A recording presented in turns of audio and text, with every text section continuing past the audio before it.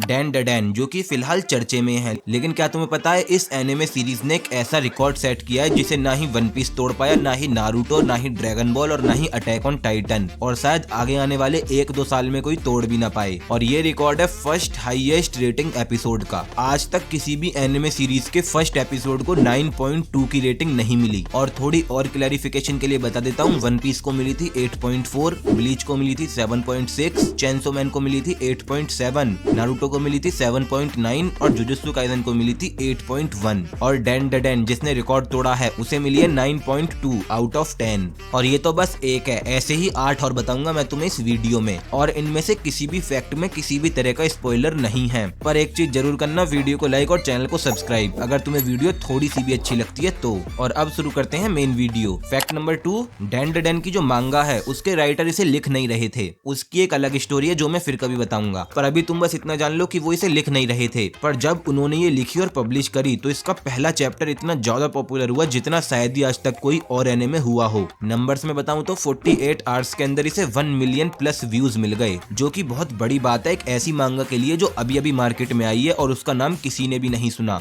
और एक छोटी सी डिटेल और बता देता हूँ, इसके चैप्टर 1 में हमें पूरा फर्स्ट एपिसोड दिखाया गया था।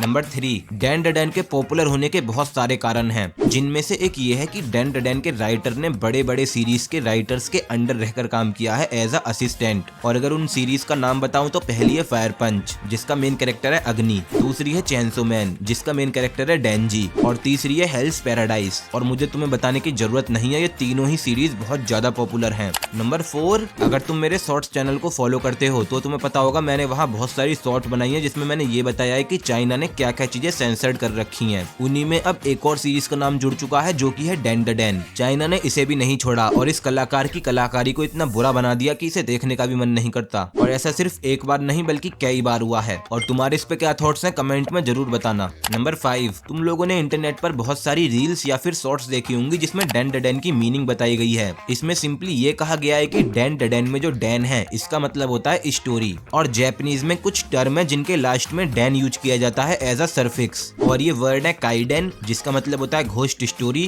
किडान जिसका मतलब होता है स्ट्रेंज स्टोरी, और टाइकेन डान जिसका मतलब होता है एक्सपीरियंस। इन तीनों के लास्ट में ही डैन है जिसमें किडान वाला एन साइलेंट है, और इसी से इस शब्द का उत्पन्न होता है और ये बन जाता है Dan the Dan. I hope मैंने तुम्हें सही से एक्सप्लेन किया हो।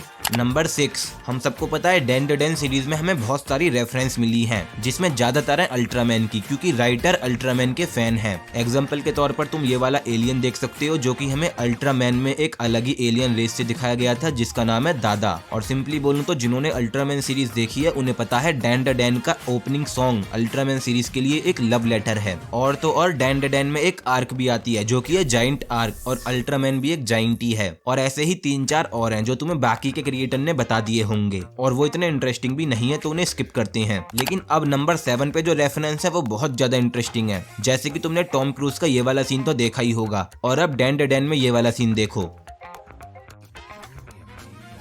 और एक रेफरेंस लिया गया है गिंतामा सीरीज से। तुम लोगों ने ग्रैनी साइको को ये मास्क पहनते हुए देखा होगा, और गिंतामा सीरीज में यही सेम मास्क पहना था ओकिता सोगो ने। और एक लास्ट रेफरेंस जो कि है गॉडजिला, और ये तुम्हें एपिसोड 8 में दिखाया जाएगा, और तुम देख भी सकते हो ये दोनों ही बहुत ज्यादा सेम है। और अब एक लास्ट फैक्ट, सीरीज में जितने भी नॉर्मल ह्यूमन बीइंग दिखाए गए हैं उनमें से कोई भी मोमो, ओकारुन या फिर किसी भी स्पिरिचुअल एनर्जी को नहीं देख सकता, पर एलियंस को देख सकता है। और ये मैंने तुम्हें इसलिए बताया क्योंकि सीरीज में हम पहले एक फनी इंसिडेंट देख चुके हैं। तुम्हें ये वाला सीन तो याद ही होगा जब ओकारुन मोमो को अपनी पीठ पर बैठाकर भाग रहा था। हमें तो ये कुछ ऐसा दिख रहा था लेकिन बाकी लोगों को ये सिर्फ सिंपल दिख रहा होगा, मतलब ओकारुन एक इंसान है और मोमो उसकी पीठ पर बैठी है। और अगर तुम्हें कुछ और इंटरेस्टिंग फैक्ट पता है तो कमेंट में शेयर कर देना। और अगर तुम चाहो तो मेरी ब्लैक क्लोवर सीजन 5 या फिर ड्रैगन बॉल सुपर 2 की वीडियोस भी देख सकते हो। मैं तुमसे वहीं मिलूंगा, तो जाओ जल्दी जाकर देखो।